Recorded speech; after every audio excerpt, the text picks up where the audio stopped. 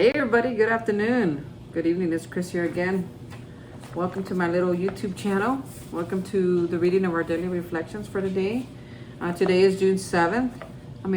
Today is June 8th. So let's get started. Yeah, today's June 8th.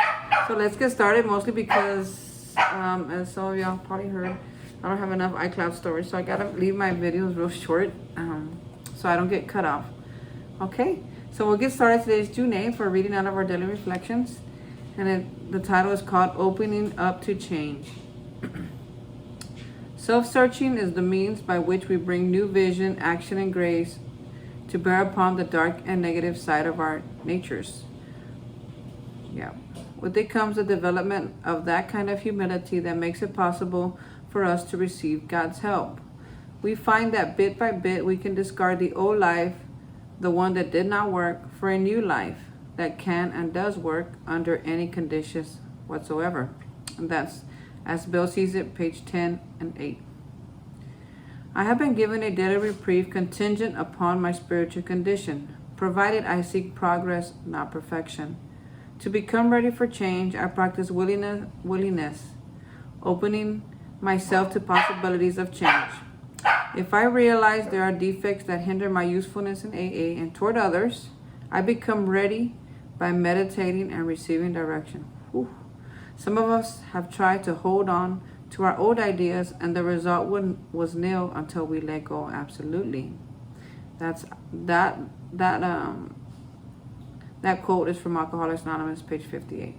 To let go and let God, I need only surrender my old ways to Him. I no longer fight, nor do I try to control, but simply believe that with God's help, I am changed, and affirming this belief makes me ready.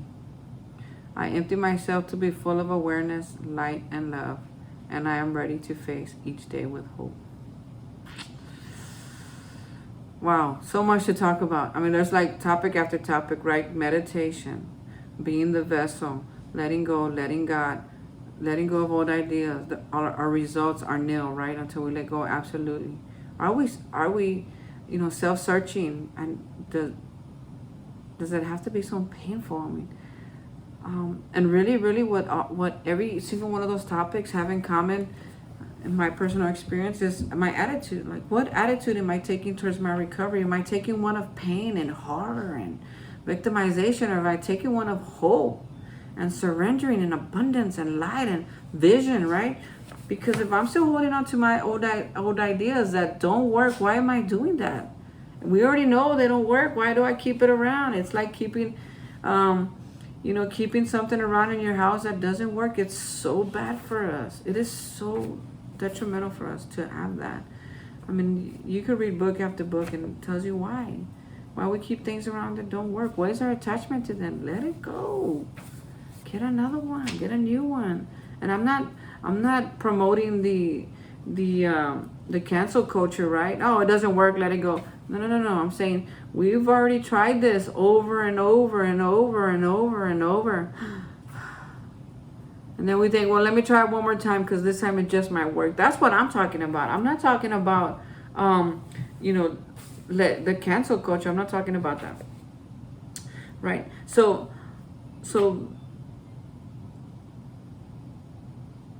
becoming a vessel, I guess I want to talk about there's a lot to talk about in this reading, but I really like that last line. It says, I empty myself to be full of awareness, light, and love, and I am ready to face each day with hope. I empty myself first. How do I do that? I let it go. I pray about my old defects. The 7-step prayer is huge in this 6th step, believe it or not. Because I get to pray, God, remove from me all those defects of character. I give you all of it, good and bad, right? And I pray that you remove every single defect of character standing in the way of my usefulness to you and to others, to those around me.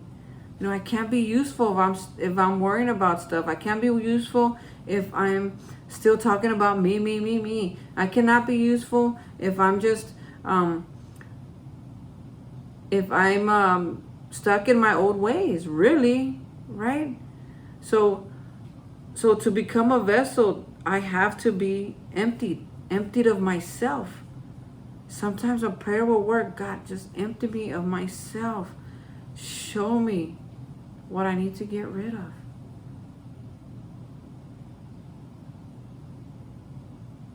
And when he shows me, then I need to take action. I need to stop doing those things. I need to pray about them. I need to be mindful that I'm doing them or not doing them. You know, sometimes I get into this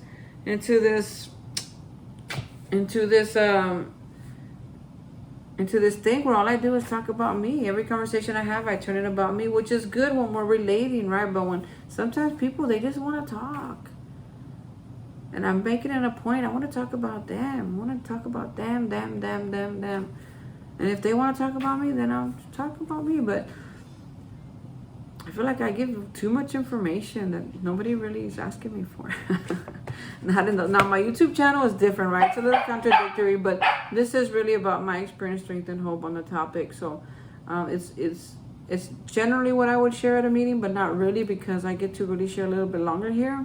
And I get to talk about things that I'm not ready to or not willing to talk about at a meeting sometimes. And there are some things because of the audience is different, right? But however, I share as much as I can. I try to share differently every single time on the same topic, because the one topic can, man, it just pertains to so many parts of my sobriety. I mean, any topic could just, man, I could look at it like this or like this or like this.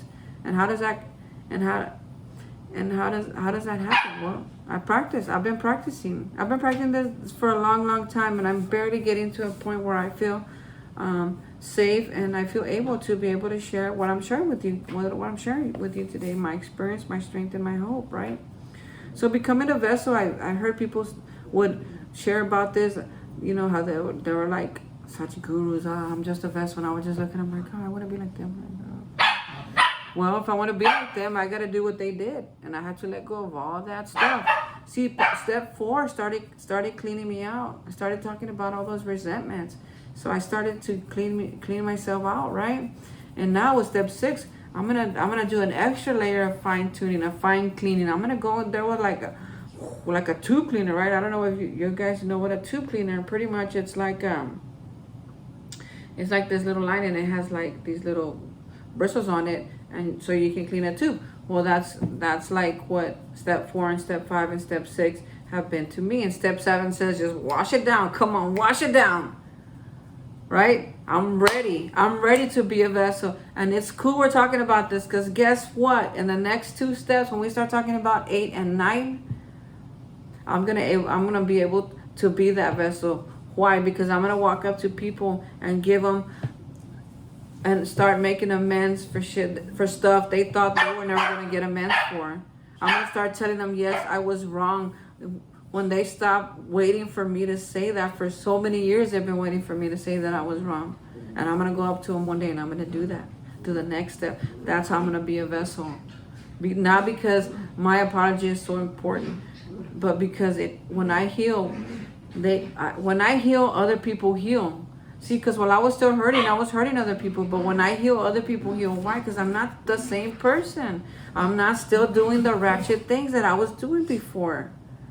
Hey, maybe you're not ratchet. Maybe you don't need this. Maybe you don't need a program. Maybe you don't need a God. Maybe maybe you don't need anything. That's what I'm saying. But if you're like me, who makes mistakes, who says things they shouldn't do, who does things they shouldn't do, who says things that should not even be said or mentioned. I mean, like, come on, like, then this might work for you. This program might work for you, because I'm not the person that I used to be. The things I used to say before, my God. One time sometimes I was going through some old pictures here not too long ago, and I saw some old pictures of me, and I would just think like, man, I remember I used to think back in those days, my God, this is the life. This is what I want. Always, always. But my eyes spoke differently. They say, you're dying inside, Chris. You're dying. You probably can't see my eyes right now. But I can look at myself in the mirror when I'm getting ready and just think like, wow, your eyes are so clear. They're so white. They used to be so yellow. Sometimes they were red.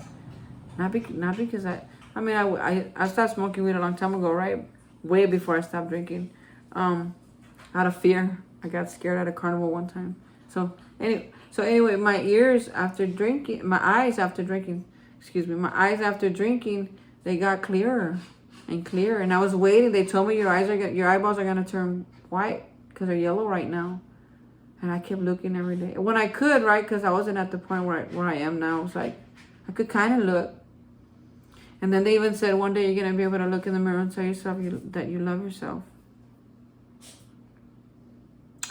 That took me longer, right?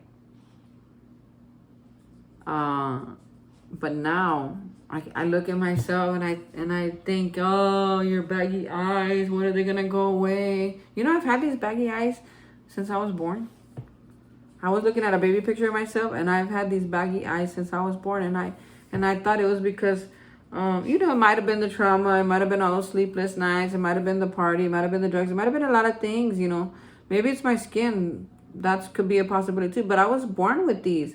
And when I was able to look at that kid with the born saggy eyes and look at it and be like, God, you're so damn cute. I got to see my inner child and tell that child, you're gorgeous. Who would tell a child, oh, you're cute but those baggy eyes? Who would tell a child that? If you're on here and you would tell a child that, you need some work, man. Right? Just like I need the work, because I would tell that child that. And now I look at that child and I say, man, you're gorgeous. I look in the mirror and say, God damn, you're so cute. Man, you're... And sometimes when I really, and I'm having a good day and my game is on and I'm feeling good and I'm looking good and I'm going somewhere, and I'll pass by the mirror and I'll be like, wow. Whew.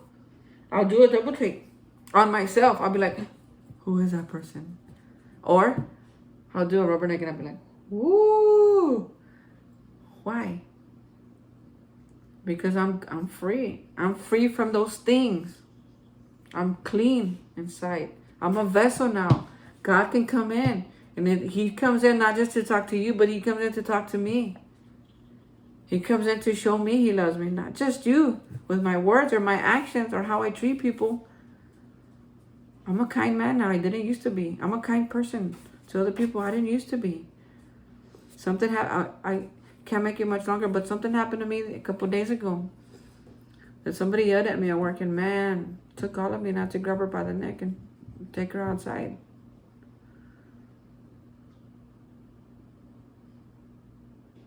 It took all of me.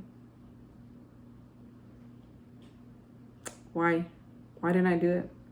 Well, because I don't know what's going on, first of all. Second, it was towards me. I know that it was towards me, right? But second, why am I going to try to lose my job over that? Plus, I just said, Chris, don't do it. Hold yourself back. And you know, it's been a long time since I wanted to do that. So that defect was still there. That's when somebody was going to talk to me a certain way, that I was going to stand up differently, right? And today I stood up by not saying nothing. And the results was left up to God. And trust me, the stuff's going on. I'm not alone. I have a team. We all have a team. When you work for a company like I do, you're never alone. Know where you go. You always have a team to help you. Doesn't matter what side you're on. And there's no side. There's just one way. And that's their way, the way they want to run their business, right? So you're either on board or you're not. But anyway, that's a different topic. And probably a different YouTube channel. Because, or maybe a different video, right? When I can be a little more, where I have more time to talk about it. Because I don't have nothing to hide, really. I mean, I could tell you the whole story. But just because we're on this topic right now, I want to stay on it. I've learned that my old ideas, they can still creep up. They can still work.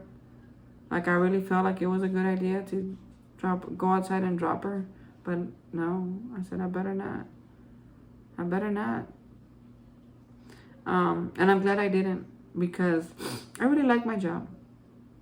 And, you know, they care about me and I care about them. So I don't want to do that. Plus, I care about the girl too. I mean, not in any other way than a coworker, but, you know, she's probably going through something. And I want to talk about it. Hey, let's talk about this. What's going on? Why is it? I mean, what did I do?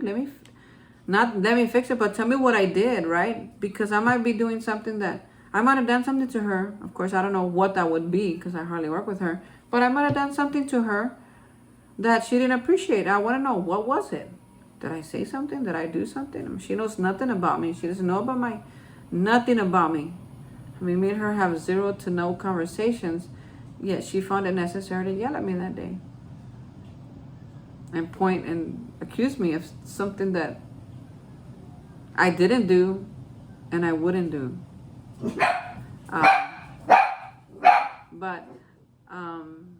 So I'm different today, and I'm grateful that I'm doing today. And I just want to talk about one more thing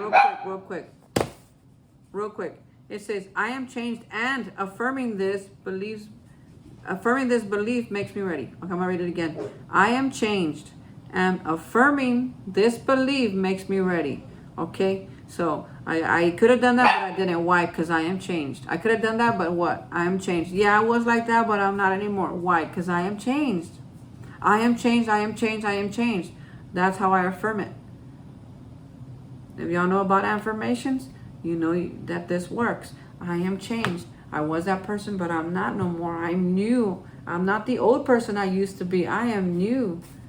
I am helpful. I am kind. I give love. I honor people. I don't steal, I don't lie, I don't cheat. Right?